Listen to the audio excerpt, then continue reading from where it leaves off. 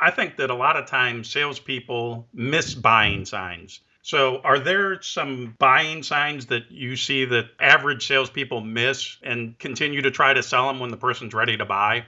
Absolutely. My favorite quote or mention about on that subject is about Nelson Mandela. They said he was a great speaker, and somebody said, well, he wasn't speaking for 20 some odd years while he was locked in a cell. That must not be it. And that came later. But what came early was Nelson Mandela, it is said, it was a dynamic listener. Interesting combination of words. Dynamic, which is active, listener, Hmm. which is passive, but he was a dynamic listener. So if you listen, I'll give you a real easy one. It's probably in every sales book in the world.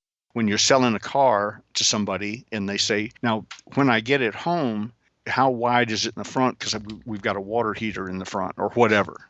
What have they just told you? Mentally, I have taken possession of this car. And I'm trying to figure out how to park it at home.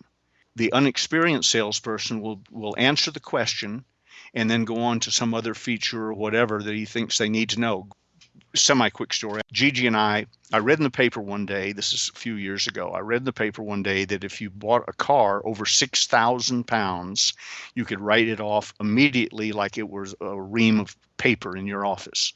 That had great appeal to me instead of depreciating over 5 years or whatever.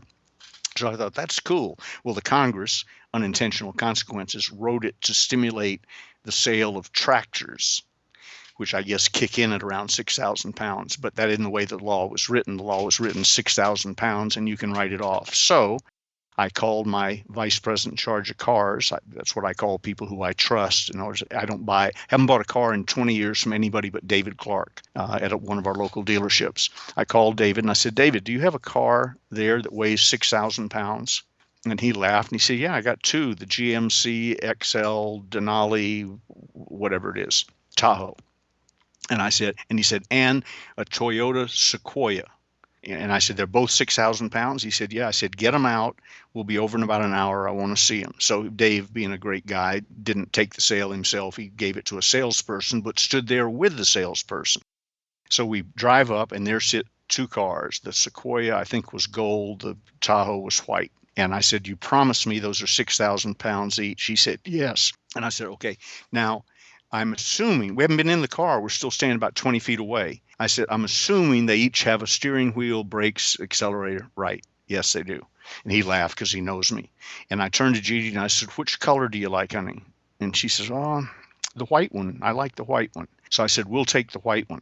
Guy runs over to the car, to the white one, raises the hood. Well, first of all, he ran over to both cars and raised the hood. Then he went back to the white one and he starts explaining something about the engine to me.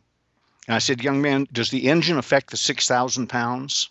He said, no, sir, but I knew you'd want to see the carburetor and this and that. Now, the difference between the Sequoia and the Tahoe, and finally Dave Clark said, for God's sake, shut up.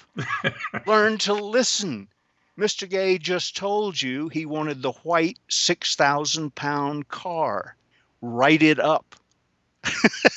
that is so typical of salespeople. Not master closers, not sales infiltrators, but salespeople. He didn't hear anything I said. He learned his little script for each car, and he was going to give both scripts before he would allow me to buy. A friend of mine, Ray Constantine, now passed, wrote a book called Waymish, Waymish. We sell it. It's not even on my website, but I have a small supply saved for people. But what it stands for is, why are you making it so hard, ... for me to give you my money? People go out to buy on a weekend. They leave the house to spend money. Don't get in their way. Listen to what they have to say and provide it. Most people will tell you exactly what they want and the conditions under which they want it. Absolutely. And I've experienced that so many times where people don't want to sell it. It's and you walk out not buying it because it's like it's just too frustrating to work with this person. So you walk out, you go buy it somewhere else. But that company lost the sale because the people aren't listening. So obviously that's an important trait, to be able to listen to people and know when to shut up and know when to just take the order. And the owner or the sales manager's in the back room dreaming up the next contest to motivate the salespeople, when what he needs to do is train the salespeople.